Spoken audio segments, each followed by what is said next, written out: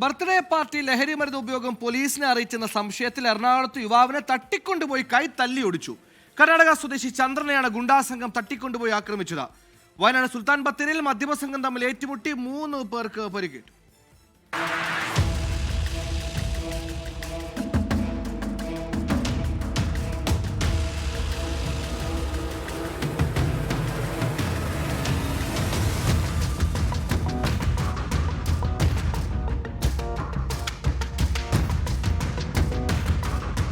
ഇടപ്പള്ളി ടോളിലെ നേതാജി റോഡിലെ അപ്പാർട്ട്മെന്റിലായിരുന്നു സംഭവം. ബർത്ത്ഡേ പാർട്ടിക്കെത്തിയ യുവാവ് മയക്കുമരുന്ന് ഉപയോഗമുണ്ടെന്ന സംശയത്തെ തുടർന്ന് അപ്പാർട്ട്മെന്റിൽ കയറിയില്ല. ഇതോടെയാണ് വിവരം പോലീസിൽ അറിയിച്ചു എന്ന് സംശയിച്ച് മറ്റുള്ളവർ ചേർന്ന് യുവാവിനെ കാറിൽ കയറ്റി കൊണ്ടുപോയി മർദ്ദിക്കുകയും കൈ തല്ലിയൊടിക്കുകയും ചെയ്തത്.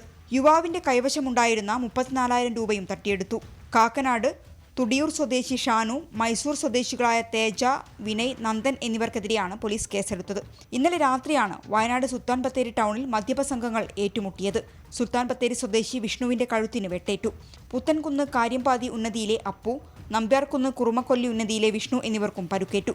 ബാറിൽ മദ്യപിക്കുന്നതിനിടെ പുകവലിച്ചതിനെ തുടർന്നുണ്ടായ വാക്കുതർക്കമാണ് സംഘർഷത്തിലേക്ക് നയിച്ചത്. സുൽത്താൻ ബത്തേരി പോലീസ് അന്വേഷണം തുടങ്ങി. 24 കോഴിക്കോട്.